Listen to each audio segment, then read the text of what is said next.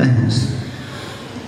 Diz assim o texto da palavra do Senhor: então o Senhor Deus declarou. Estão comigo aí? Amém? Não é bom que o homem esteja sozinho. Vamos orar. Obrigado, Senhor, por essa palavra que já foi lida. E obrigado por tudo aquilo que o Senhor já fez, meu Pai, na nossa vida durante esse culto. Que bom, Senhor, sentir a Tua presença. Que bom, Senhor, entoar, Senhor, canção, meu Pai, que toca a nossa vida, meu Pai. Mas nesse momento nos ensina a ser família, Senhor. No nome de Jesus que nós pedimos. Amém e amém. Irmãos, quando eu penso em família, muitas vezes eu fico triste, eu fico com o coração abatido, porque Deus, Ele fez a família com um propósito. Deus, Ele não é apenas para que o homem não fique só, não é apenas isso. Claro que o primeiro motivo, a primeira circunstância foi essa. Eu vou falar sobre esse propósito, o homem não está sozinho. Mas Deus, Ele tem propósitos. Quando Ele estabeleceu a família, quando Ele fez homem e mulher e pediu que esses que tivessem esse dom de casar, quem lembra disso? A palavra do Senhor está no Novo Testamento, fica claro para a gente, não no Antigo, que tem esse dom de casar, estabelecer a família dentro do propósito, do desígnio que o Senhor tem. Hoje a gente vê muitas pessoas acontecendo muitas coisas em muitas famílias, dentro das cidades, dentro dos colégios, na sociedade, porque a família não segue o propósito segundo aquilo que o Senhor estabeleceu. E o primeiro propósito, eu posso dizer dentro desse texto, é o propósito de estar junto, é o propósito da comunhão. Então, eu posso dizer que o primeiro propósito, no qual Deus estabeleceu uma família, foi que a família fosse um lugar de comunhão. A família fosse um lugar onde as pessoas se sentissem acolhida, amada, respeitada, valorizada e também corrigida. Então, quando Deus, Ele estabelece diante do homem e diz que não é bom que o homem viva só, Ele dá o primeiro princípio da família, que é a comunhão. A família deve estar junto em todo tempo, em todo momento, e não deve ser uma comunhão assim rasa, deve ser uma comunhão profunda, uma comunhão que as pessoas que estão dentro daquela família têm coragem de falar coisa que não falaria para ninguém. Só que o problema é que hoje é o contrário. Está muito alto, né? Pode baixar um pouquinho. O problema é que hoje é ao contrário. As pessoas, ela fala com qualquer pessoa fora, ou com algumas pessoas fora, os seus problemas, e não tem coragem de contar dentro de casa, não tem coragem de contar para o seu esposo, não tem coragem de contar para o seu esposo, para a sua esposa, se for o esposo falando. Por quê? Porque a comunhão foi perdida. E por que o Satanás, o inimigo, ele luta tanto para a comunhão ficar quebrada, para a comunhão acabar dentro da família, para o marido andar quieto, a mulher sair quieta, os filhos entrar calados, sair mais quieto ainda, porque ele sabe que isso é um propósito que Deus criou para o homem, sabendo que o homem precisava de um lugar de refúgio, onde ele poderia abrir a alma, o coração dele, e as coisas ficar ali e ser tratado ali dentro. Se alguém vive dentro de uma família que ele não pode abrir o coração, se a mulher tem que abrir para a pessoa que é manicure, para a cabeleireira, para a mulher que vem vender roupa na casa dela, ela abre o coração para ela e não pode abrir para a família, eu quero dizer, alguma coisa está errada dentro da sua família, alguma coisa está errada dentro da tua estrutura de lar. A estrutura de lar é o lugar que deveria ser, na visão de Deus, um lugar excelente, onde as pessoas não poderiam se sentir sozinhas. A gente tem coisa que eu conto para a Cristina que jamais a igreja vai saber, jamais meu pai vai saber, jamais as pessoas que estão ao redor vão saber. Tem coisa que é só meu e da Cristina, a gente vai levar para o túmulo junto. Tem momento que a gente tem que abrir, tem alguém que você chega e fala assim, ó, é isso, é aquilo, é aquilo, é aquilo. E muitas vezes as pessoas não encontram isso aonde? Dentro de casa. As pessoas não encontram isso dentro da família. Por isso que o inimigo usa tanta coisa. Usa o Facebook para você desabafar no Facebook, falar coisas que você não queria falar. Por isso que o inimigo usa os meios de comunicação para você achar que aquilo ali você já desabafou, você já falou. Interessante que quando eu abro o Facebook eu vejo cada comentário, eu falei, porque essa pessoa não tem um ar estruturado segundo o Senhor. Se não essa angústia, essa tristeza do coração dela, ela falava onde? Dentro de casa. No Facebook ela chega e bota assim, boa noite, bom dia, Deus abençoe vocês. Mas como ela não tem dentro da família. A estrutura ideal para falar isso, ela fala no meio de comunicação, onde o diabo sabe que aquilo ali vai prejudicar ela mesma, que dali a pouco vai ter um comentário mais baixo, por baixo do comentário dela, vai vir outro mais baixo, ela vai retrucar, vai vir outro, aquilo vai virar uma guerra, ou interior, ou exterior. Mas quando o lar é estabelecido segundo o propósito de Deus, que é para ter comunhão dentro do lar, mas uma comunhão profunda, arraigada, onde as pessoas estão ali, têm coragem, sabe que pode abrir o coração. Gente, por que essa polêmica que aconteceu em Síria, estão culpando o prefeito, a polícia, o DNR pela morte desses meninos?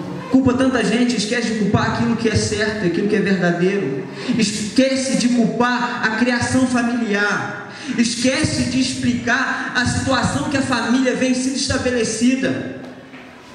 E se os meninos não sentem a vontade em casa para abrir, pular, gritar perto dos pais, quer fazer isso fora. E muitas vezes os pais não sabem nem o que está fazendo. Por que não sabe? Porque não há um lar estabelecido de acordo com o propósito de Deus, que é comunhão dentro desse lar, e uma comunhão pessoal e profunda. Como que é a tua casa estruturada? Você pode chegar em casa e abrir o coração, você tem que esconder as coisas. Tem mulher que passa na loja de roupa, eu sei disso, que eu tenho loja de roupa há mais de 20 anos. Desde 94 eu vendo roupa. Desde 94, tem chão pra caramba. Algumas mulheres, ela compra a roupa, aí põe no fundo da sacola de compra e põe as compras por cima, porque o marido não pode ver. Por quê? Porque não tem um lar onde pode dialogar e mostrar a importância daquilo ali para ela. E a comunhão, ela é a base da família. Se a família perder a comunhão, lugar que pode abrir o coração, lugar que pode falar, lugar que pode contar suas necessidades, talvez é necessidade simples, talvez é comprar um sapato mesmo, talvez é falar que me ouve um pouco aqui, a pessoa para, talvez essas coisas assim, que aparentemente é simples, mas para aquela pessoa naquele momento é importante ela fazer aquilo. E as pessoas se separam porque não conseguem estabelecer esse primeiro princípio, que é o princípio da comunhão dentro do casamento, dentro da família. As pessoas se divorciam porque esse primeiro princípio aqui é deixar de lado, porque na comunhão, a primeira coisa que tem que haver dentro da comunhão, para um lar ser um lar de comunhão, é o quê? É o perdão. Se alguém da minha família faz algo comigo, eu não perdoo, eu vou quebrando o quê? Eu vou quebrando a comunhão, eu vou criando uma barreira. E vocês lembram de uma história que eu contei aqui de um cara que começou a criar um muro? Não vou contar hoje, vai ser outro dia desse eu vou contar essa história de novo. Então a gente começa a criar muros e quebrando a comunhão dentro da nossa casa. E a Cristina hoje disse uma coisa muito interessante para mim. Ela disse assim: bem, as pessoas se separam porque não conseguem viver, dar conta dos seus conflitos. Ela tem um conflito no trabalho, ela é muito fábrica, porque não deu certo com a amiga do lado. Ela tem um problema no trabalho, ela muda de fazendeiro, porque não está dando certo com aquela pessoa que trabalha com ela na fazenda. Ela não consegue resolver os seus relacionamentos e quebra os seus elos de comunhão. A Cristina falando isso comigo hoje. E as pessoas não conseguem resolver os seus conflitos no colégio. Tira o filho do colégio e muda de colégio. As pessoas não conseguem resolver os seus conflitos na igreja, ela muda de igreja. As pessoas não conseguem resolver seu conflito dentro de casa, quebrando a comunhão, aí quer mudar de casa, de marido, de esposo, de filhos. O problema é que as pessoas esqueceram o propósito da família. O propósito da família é a comunhão. Esse é um dos primeiros propósitos. E quando esse primeiro propósito é quebrado, de cara é quebrado o quê? O relacionamento, e vem a separação. Porque Deus estabeleceu a comunhão, porque Adão precisava de alguém para estar junto com ele. E quando eu trouxe Eva, se eles não resolvessem o conflito lá da maçã, ia quebrar, e ele ia passar a viver sozinho, porque o conflito gerou a quebra da comunhão. A quebra da comunhão gera divórcio, e o divórcio gera o ódio de Deus, porque ele diz em Malaquias: eu odeio o divórcio. Gera ira de Deus. Então não se esqueça, na comunhão deve ser o lugar onde a gente trabalha com coisas simples da vida. A semana quase que eu dei 5 dedados na cara do cara. É para rir, gente, é brincadeira. Eu viajei com um cara era crente mesmo pra caramba, cara. E eu fui comprar um presente pra Cristina. E eu comprei um presente pra Cristina e mostrei ao cara aqui, um reloginho tão bonitinho, rapaz. Quanto que é esse relógio? O cara falou, 15 reais. Eu, 15 conto, cara. Essa micharia, sei lá. Quase falando assim, leva de trabalho da tua esposa. E o cara, é bonito mesmo, bonito mesmo. Eu falei, meu Deus, ainda andei mais um pouquinho. Voltei, vou dar uma olhadinha nessa loja aqui. Eu olhei e falei, você foi comprar um perfume pra Cristina? Aí eu olhei e falei, não, mas é barato aqui. Como é que as coisas são baratas aqui? Eu tentando ver se o cara entendesse que era para ele levar um agrado para a esposa dele, para que a comunhão fosse cada dia fortalecida. Aí no final ele não ia levar. Eu falei assim, você não vai levar para tua esposa um negócio, não? Eu falei assim, aí esses dias mesmo eu dei um negócio para ela. Eu falei,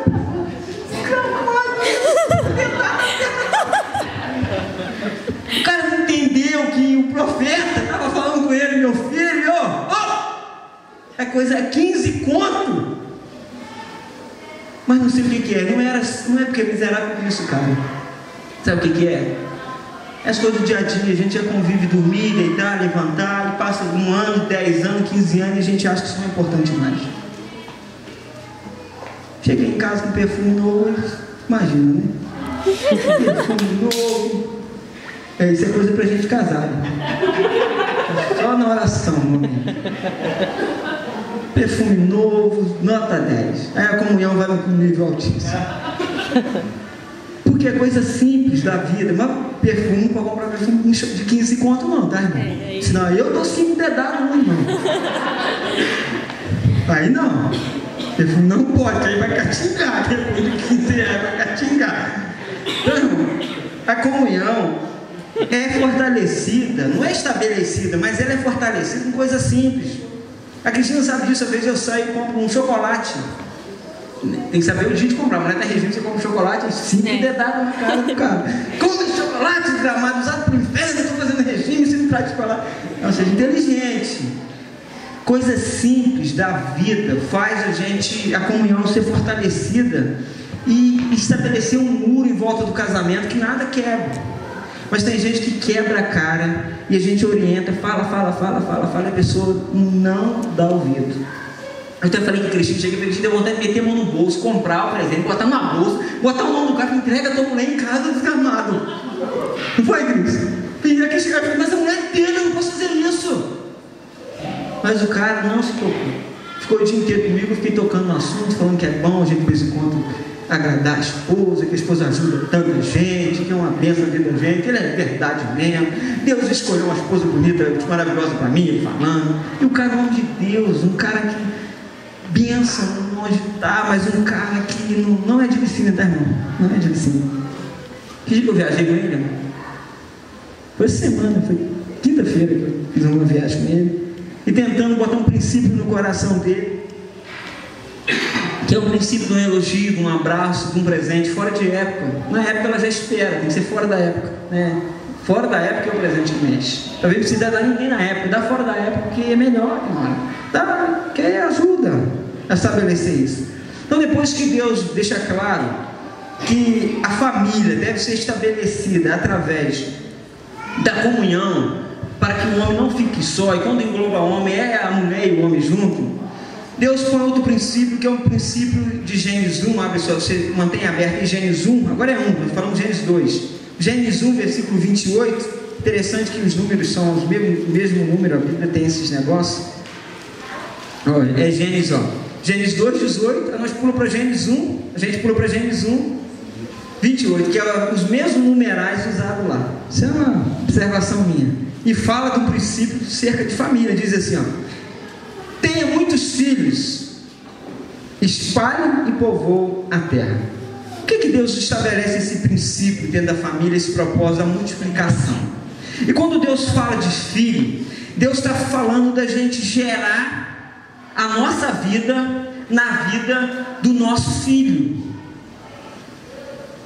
E o nosso filho não pode voar muito longe da gente. Diz que o cavaco não voa longe de onde? Eu estou mais mineiro do que o povo mineiro. O cara falou, não, pastor, o cavaco não voa longe do toco, não. O cavaco não voa longe do toco. O negócio assim, no senhor da roça. O cavalo, não tem entendendo errado isso tudo, não. Não, é cavaco. É assim, o senhor falando de filho, ele falou assim, o cavaco, pastor, eu falando dos meninos de hoje, ele falou assim, mas o cavaco não voa muito longe do tronco, não. o tronco está errado. Porque se o tronco tivesse bom, o cavaco ia ser um pouco parecido com o tronco, porque tem um problema no tronco. Então quando Deus fala assim, multiplique, Deus está dizendo que não é apenas gerar filho, é a multiplicidade de gerar a nossa pessoa na pessoa do nosso filho. Você já viu que às vezes assim, sem eu perceber, eu fico citando mais meu pai? Imagina se ele fosse um cara terrível. Talvez eu não estaria aqui pregando para vocês. Em volta de mim, eu mesmo me pergunto se tem alguma coisa como aprendizado bíblico até que meu pai trouxe para mim. Porque meu pai multiplicou a presença de Deus na vida dele para a vida dos filhos. Então Deus convida a gente a multiplicar. Só que o inimigo quer que faça o contrário. O inimigo quer que você multiplique e já comece errado. Multiplique sem ser família, né? Estão falando aí que parece que a Xuxa se converteu, mas foi um que propagou isso muito, que era legal a pessoa ter filho sem ter parceiro. Você escolhia a cara de um cara e tinha um filho com ele, e não precisava nem querer conhecer o cara. Tem até os caras que doam esperma, que a mãe não sabe nem quem é o cara. Tem um filme assim que Ricardo sabe o nome, quantos filhos, cara? 500 filhos. O nome do filme lá, do filme que o cara doa esperma e tem 1000 filhos. Quantos filhos o cara tem? É um negócio assim, 500 filhos. Depois o cara quer conhecer essa cambada toda, 500 meninos que ele faz parte da vida. Ele multiplicou alguma coisa? Não. Ele não fez aquilo que o princípio bíblico ensina, que quando há multiplicidade, os filhos vivem debaixo da casa. E os filhos vivem debaixo da casa de quem? De Caim e de Abel. Não estou dizendo se o pai é um homem temente a Deus, obrigatoriamente o filho vai ser, porque a história já conta que não, que Caim não foi aquilo que Adão foi, ou ele pegou aquele momento de Adão e Eva lá quando traiu Deus, virou as costas para Deus. Mas mostra outro filho de Abel, outro filho de Adão e Eva, que é Abel, que é um filho dedicado ao Senhor, que oferece o que tem de melhor para Deus. Então o dever do pai é multiplicar a vida de Deus na vida do filho. Se o filho vai querer servir a Deus e viver a experiência de Deus, é problema do filho. Mas Deus convida o pai a multiplicar a experiência de vida dele para a vida do filho, para a vida da família, para a vida das pessoas que estão ao redor. Isso eu posso dizer que é trazer a impressão dos valores seu na vida do teu filho. Eu me lembro que um pastor um dia contando ele o seguinte, que a filha dele falou que ela sabia com quem ela ia casar. E o pastor ficou bravo porque a menina que tinha 9 anos, 10 anos, o pastor falou assim: não, você não sabe de nada, você é uma criança. E começou a querer falar. Aí a esposa por trás da menina deu um sinal, falou assim: fica quieto, fica quieto, fica quieto. Aí a menina baixou a cabeça e falou assim: pai, eu sei sim com quem eu quero casar. Aí o pastor disse que ele se calou, olhou para a esposa: então com quem? Eu quero me casar com um homem igual o senhor. Então a filha sabia, porque estava sendo gerado na filha o que era um caráter do marido. E ele disse assim: mas vai ser difícil achar por aí, minha filha. Aí ele já deu, mas a menina não sabia de nada e a menina já sabia de tudo ao mesmo tempo, porque ele não estava deixando a filha falar o que a filha queria falar. Então, na vida das nossas crianças, a melhor coisa é a gente trazer a impressão, os valores de Deus para a vida delas. Então, quando eu vejo os irmãos da igreja imprimindo esses valores, posso citar vários irmãos aqui da igreja que imprimem esses valores na vida dos filhos, sabendo que Deus ele é fiel para guardar a vida do filho.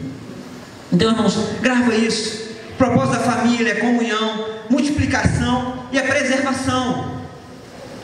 Deus, quando manda multiplicar e chama ele a multiplica, Deus também estava falando da preservação. A preservação da família que me experimentou, me viu de face a face. É importante isso acontecer e ser gerado. Então outro propósito é a preservação. Eu uso esse próprio texto para dizer isso. Quando Deus fala de multiplicação, também está falando de preservação.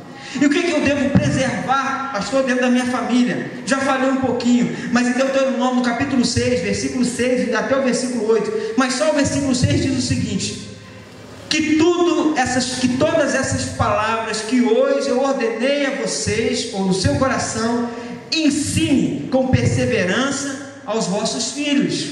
Então Deus sempre convida a igreja, o povo dele, a preservar. Você não pode ceder porque o teu vizinho cede. Se teu vizinho deixa o teu menino sair de menor, chegar de madrugada em casa, o problema é de quem? Do teu vizinho. O problema não é do prefeito, não é de ninguém. Estou defendendo partido aqui não. Estou defendendo aquilo que é certo. O problema é de cada família.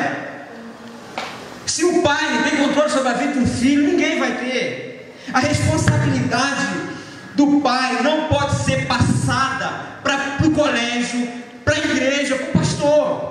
E sabe de uma coisa, se teu filho não respeita a igreja, não respeita o colégio, é porque há muitos anos atrás ele parou de respeitar a tua casa.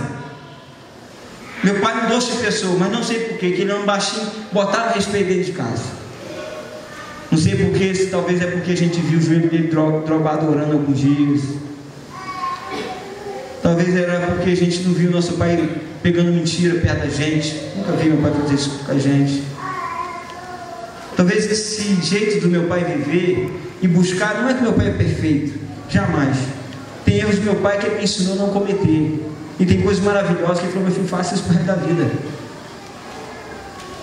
Sabe por quê? É porque os pais não estão preservando os valores que eles aprenderam.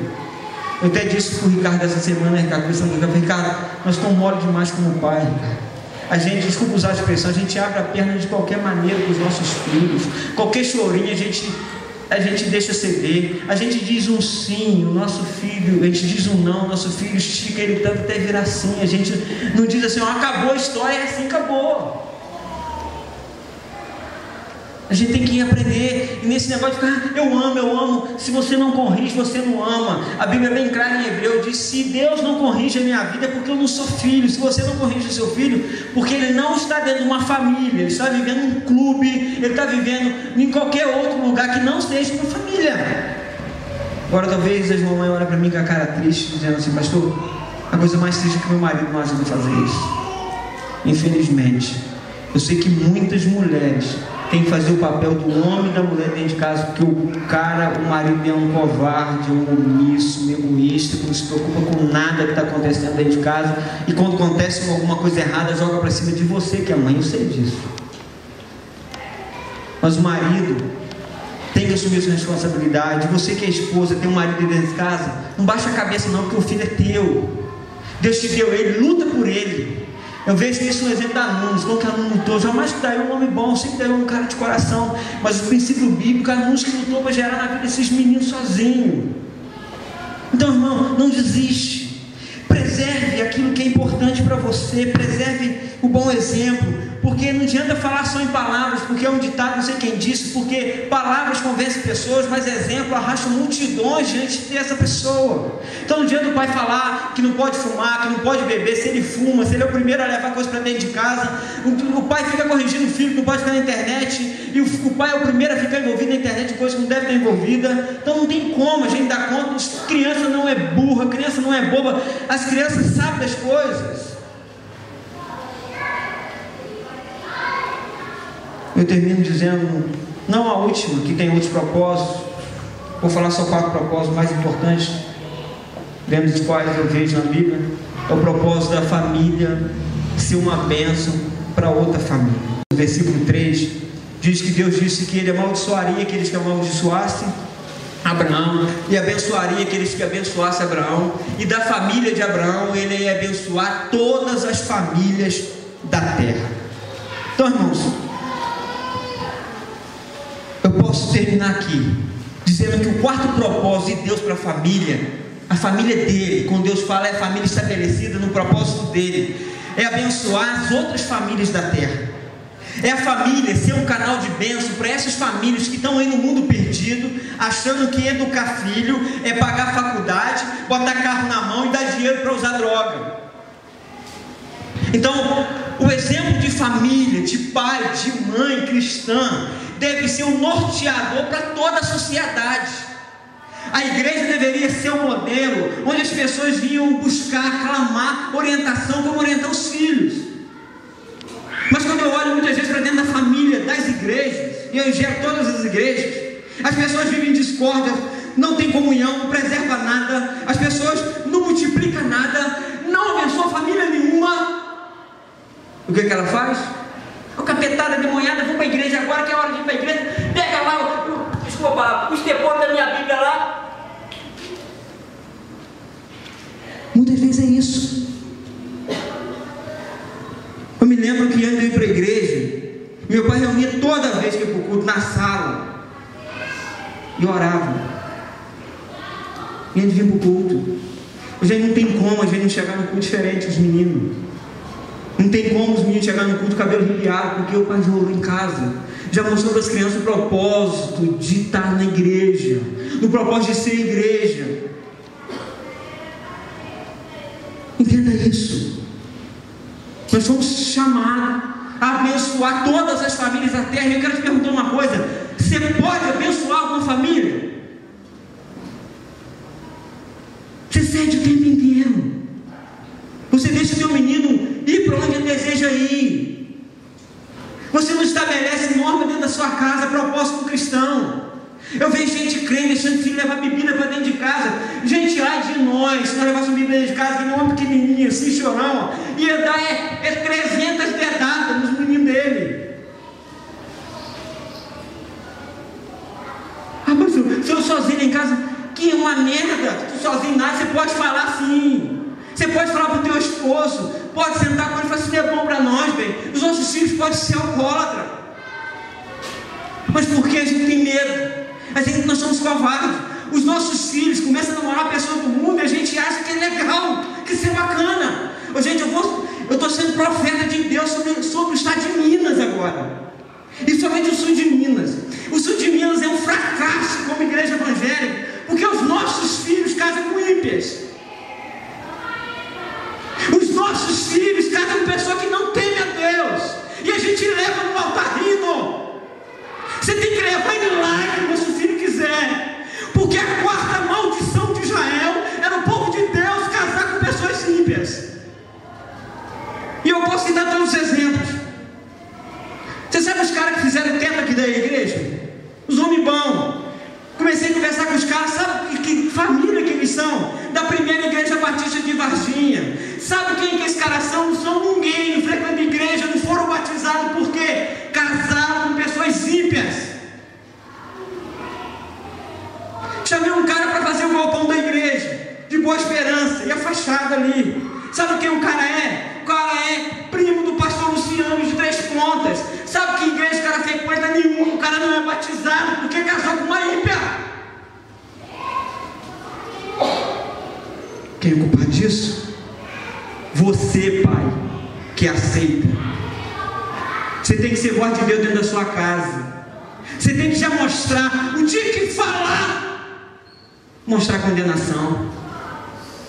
4 coisas Deus pesava a mão: idolatria no Antigo Testamento, quando tinha injustiça social, murmuração do povo de Israel, e quando o povo de Israel casava com pessoas que não eram da nação de Israel. As 4 coisas Deus vinha e julgava na hora, condenado. Esses 2 caras que fizeram o forro da igreja ali embaixo, eu perguntei a eles assim: mas vocês não têm medo da eternidade? Eles não souberam nem falar, porque eu vi, eles estão amarrados pela circunstância do casamento, que não tem nem o que falar. Por isso que a igreja é pobre no sul de Minas, recurso de pessoas, porque a gente entrega os nossos filhos na mão do mundo e deixa eles viver o mundo. O meu sonho era que cada família dessa igreja colocasse essas coisas que eu falei, que como princípio dentro de casa, e falar que a tua filha, teu filho quer te namorar, aceita Jesus primeiro, manda ir para a igreja, manda vir para o culto. Se o cara larga a tua filha ali, ó, ele não presta para ela.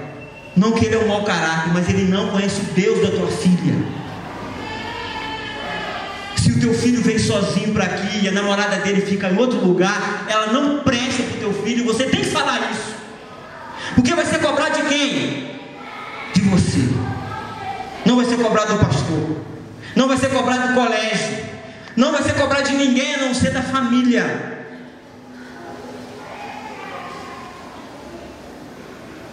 Eu termino aqui dizendo dizendo que a família cristã brasileira precisa de uma reforma rápida. E a reforma tem que começar, sabe aonde? Dentro da minha casa, Eduardo Correia, dentro dela. E ela tem que começar dentro da sua casa. Se você está aqui, eu quero te falar uma coisa. Tua esposa já é cristã, firme em Jesus Cristo, você ainda não é. E cristão na mesma igreja. Esse negócio de cristão cada um de uma igreja, isso é do capeta, tá? O irmão ser daqui, o outro ser não sei da onde, o outro ser... Isso não é de Deus, esse negócio não. Não é de Deus. Como é que vai ter comunhão? Já começa a igreja dividindo as pessoas. Não tem como ter comunhão. Uma hora ou outra vai dar um problema. E vai ouvir para cara fora. Que você está lá e eu estou aqui, uma hora vai acontecer. Não tem como ser diferente. Não tem como ser imparcial. Tentar passar um mel é falar que não vai ser. Mas eu quero te perguntar uma coisa.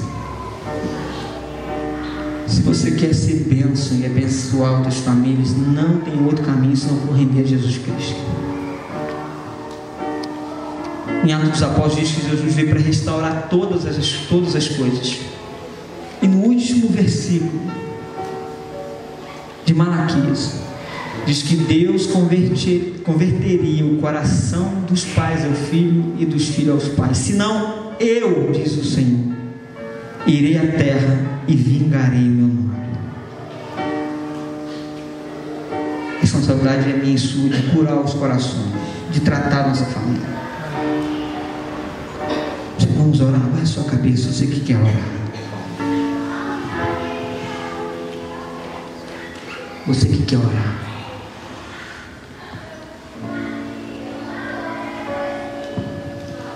Você que quer orar pela tua família.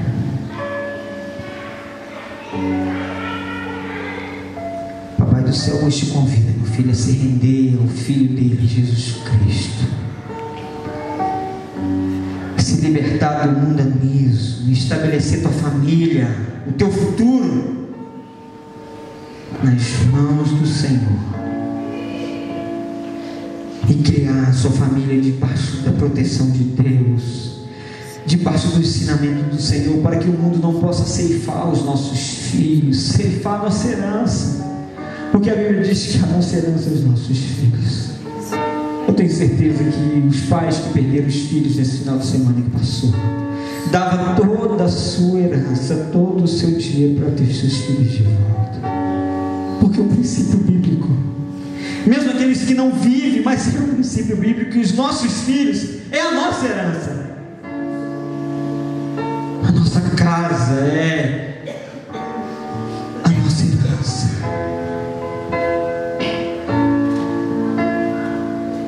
Vamos orar.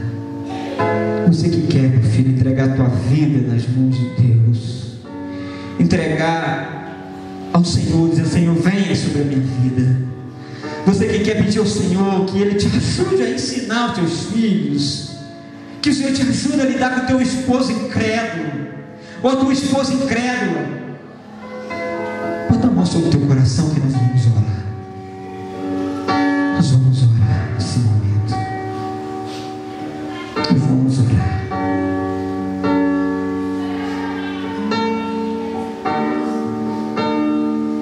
Isso, põe a mão sobre o teu coração, você que quer. Isso. Não tem outro jeito, minha filha. Não tem. Fora de Deus nada há. A não ser morte, discórdia, ódio. Não há outra coisa. Deus, sabendo, Senhor, que o Senhor estabeleceu as famílias com propósito. Com propósito, Senhor, de comunhão, com propósito de multiplicação, de preservação, com propósito, meu Pai, de abençoar as outras famílias. Por isso, nesse momento, eu entrego cada pai, cada mãe, Senhor, cada criança, cada jovem, cada um que está me ouvindo, cada pessoa que ouve a minha voz, cada um está com a mão sobre o coração, Senhor. Eu te peço que o Senhor possa trazer um momento especial na vida deles, meu Pai, que eles possam sair daqui estabelecidos, Senhor, no teu propósito como família, e saber que o Senhor nos chamou a gerar algo extraordinário, Senhor, que é as famílias, Senhor, e aqueles que foi dado esse dom, Senhor, que o Senhor possa nos ajudar, Senhor, e nos ensinar a fazer isso. Nos ensina, Senhor, nos ajuda, dê autoridade ao marido que falta, dê mansidão à esposa que falta, dê obediência ao filho que falta, meu Pai, dê, Paizinho querido, nos ajuda a imprimir isso na vida dos nossos filhos, porque sabemos que a responsabilidade é nossa e não do Senhor, mas pelo mar de misericórdia nós pedimos, nos ajuda, faça talvez por nós se a gente não está conseguindo fazer, Senhor. Nós oramos no nome daquele que foi dado toda a autoridade, que é o nome de Jesus. Amém. A igreja diz o quê? Glória a Deus. Então, irmãos, tudo isso que eu falei hoje aqui é uma introdução de tudo que nós vamos estar falando durante o mês. Vou estar falando cada ponto desse mais aprofundado em cada área da nossa vida, de relacionadores, relacionar com comunidade, relacionar com filhos, a educar os nossos filhos. Então não deixe de vir, não. Chama pessoas de famílias para vir aqui, pessoas que estão passando luto dentro do seu lar, chama para vir, mas assim de tudo, não deixa de vir, não. Sabe por quê? O tempo inteiro a televisão fica falando várias horas da sua cabeça, e muitas vezes a gente tem aqui 1 hora, eu tenho aqui, estou falando com os irmãos, tem 45 minutos, vai para 50 minutos agora. É injusto aquilo que a gente tem para Deus nos ensinar diante daquilo que o mundo está diante da gente para ensinar a gente. Então venha, para a gente aprender junto, coisas que você já sabe vai ser reforçada, e talvez coisas que você ainda não sabe Deus vai trazer para você, tá? Mas não esqueça, a família é o único lugar onde pode abençoar as pessoas. Fora de família, pai e mãe, não tem como haver bênção do Senhor ou trabalho no caráter do homem, tá? Então, com uma oração silenciosa, o culto está encerrado, mas eu quero deixar um anúncio.